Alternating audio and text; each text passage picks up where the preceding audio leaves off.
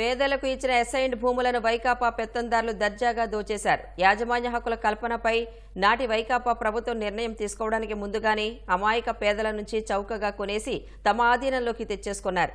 రాష్ట్ర వ్యాప్తంగా దాదాపు 20,000 ఎకరాల అసైన్డ్ భూములు వైకాపా నేతల కబంధ హస్తాల్లోకి వెళ్లాయి. ఇందులో మోసానికి గురై తక్కువ ధరలకు భూములు అమ్ముకున్న రైతులే ఎక్కువ మంది ఉన్నారు.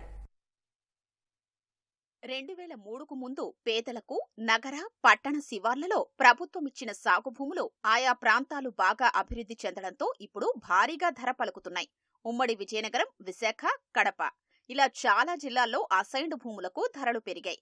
వీటిని అమ్ముకునేందుకు వీలుగా గతేడాది అక్టోబరు 27న వైకాపా ప్రభుత్వం గెజిట్ జారీ చేసింది.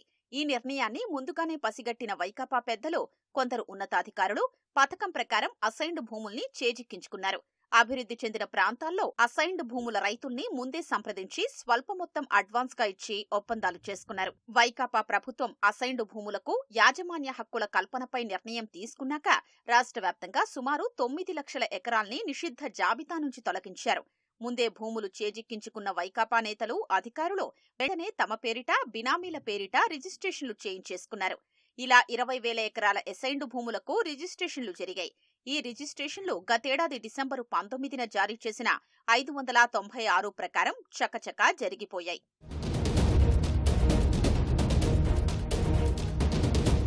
విశాఖ, అనకాపల్లి, విజయనగరం జిల్లాల్లో కలిపి సుమారు 500 ఎకరాల వరకు రిజిస్ట్రేషన్లు జరిగాయి. ఇందులో విజయనగరం జిల్లాలో జరిగిన రిజిస్ట్రేషన్లు 180 వరకు ఉన్నాయి. విశాఖ నగరంలోని ఆనందపురం, భీమునిపట్నం, పద్మనాభం, అనకాపల్లి జిల్లా చోడవరం, మాడుగుల, అచ్యుతాపురం ఇతర చోట్ల రిజిస్ట్రేషన్లు ఎక్కువగా జరిగాయి. సత్యసాయి జిల్లాలో 4,127 ఎకరాలు, అన్నమయ్య జిల్లాలో 3,330, ప్రకాశంలో 2,392, వైఎస్సార్ జిల్లాలో 2,027, తిరుపతి జిల్లాలో 1,814, నంద్యాల జిల్లాలో 1,494, చిత్తూరు జిల్లాలో 1,269 ఎకరాల అసైన్డ్ భూములకు రిజిస్ట్రేషన్లు జరిగాయి. వాస్తవానికి భూములు కొనుగోలు చేయాలంటే క్రయ విక్రయదారుల మధ్య ఒప్పందాలు, అడ్వాన్స్ల చెల్లింపుల తర్వాత 2-3 నెలలకు రిజిస్ట్రేషన్లు జరుగుతాయి. అసైన్డ్ భూముల విషయంలో ప్రభుత్వం నిర్ణయం వెలువడ్డానికి ముందే ఒప్పందాలు జరిగినట్లు రిజిస్ట్రేషన్లను పరిశీలిస్తే స్పష్టమవుతోంది.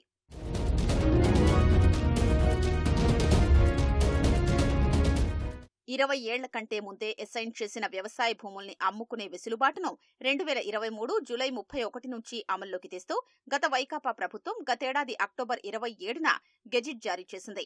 ఆ వెంటనే 1000 ఎకరాల రిజిస్ట్రేషన్లు వేగంగా జరిగిపోయాయి. వైకాపా ప్రభుత్వంలో ప్రభుత్వ ప్రధాన కార్యదర్శిగా ఉన్న జవహర్ రెడ్డి రిజిస్ట్రేషన్ల శాఖ బాధ్యతల్ని పూర్తి స్థాయిలో నిర్వర్తించారు. అసైన్డ్ భూములపై యాజమాన్య హక్కుల కల్పనకు సంబంధించిన చర్యలు ఆయన హయాంలోనే తీసుకున్నారు. రాష్ట్ర వ్యాప్తంగా ఈ ప్రక్రియను హడావిడిగా చేశారు. తక్కువ ధరకు పేదల నుంచి కొట్టేసిన అసైన్డ్ భూముల రిజిస్ట్రేషన్లో వైకాపా పెత్తందార్లు, ఉన్నతాధికారులకు రిజిస్ట్రేషన్లు త్వరగా జరిగేందుకు రాష్ట్ర రిజిస్ట్రేషన్ శాఖ కుట్రపూరితంగా వ్యవహరించిందన్న ఆరోపణలు ఉన్నాయి. వెబ్లాండ్ ఆధారంగానే వ్యవసాయ భూముల క్రయ విక్రయాలు జరుగుతున్నాయి. ప్రాధాన్యం కలిగిన వెబ్లాండ్లోని వివరాలు పరిశీలించకుండానే కలెక్టర్ల నుంచి అందే జాబితాల ఆధారంగా రిజిస్ట్రేషన్లు చేయాలని, భూముల సర్వే నంబర్లు, విస్తీర్ణాల జోలికి వెళ్లొద్దని ఐజీ రామకృష్ణ ఉత్తర్వులు జారీ చేయడం వెనుక ఉన్న ఉద్దేశ్యం అనుమానాలు కలిగిస్తోంది. అసైన్డ్ భూముల రిజిస్ట్రేషన్లు త్వరగా జరిగేలా రిజిస్ట్రేషన్, స్టాంపుల శాఖ తన వంతు పాత్ర పోషించింది. నాటి ప్రభుత్వ ప్రధాన కార్యదర్శి అధ్యక్షతన 2024 జనవరి 13న జరిగిన సమీక్షా సమావేశంలో తీసుకున్న నిర్ణయం మేరకు రిజిస్ట్రేషన్, స్టాంపుల శాఖ ఐజీ రామకృష్ణ అదే నెల 13, 17, 25 తేదీల్లో మొత్తం 3 మెమోలు జారీ చేశారు. కొర్రీలు వేసి అసైన్డ్ భూముల రిజిస్ట్రేషన్లు ఆపవద్దన్నదే వీటి సారాంశం.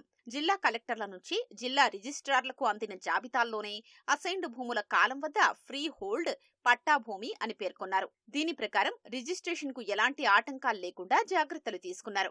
వెబ్లాండ్లో ఉన్న వివరాల్ని కూడా పరిశీలించకుండా కలెక్టర్ల జాబితాకు అనుగుణంగా రిజిస్ట్రేషన్ చెయ్యాలని పేర్కొన్నారు.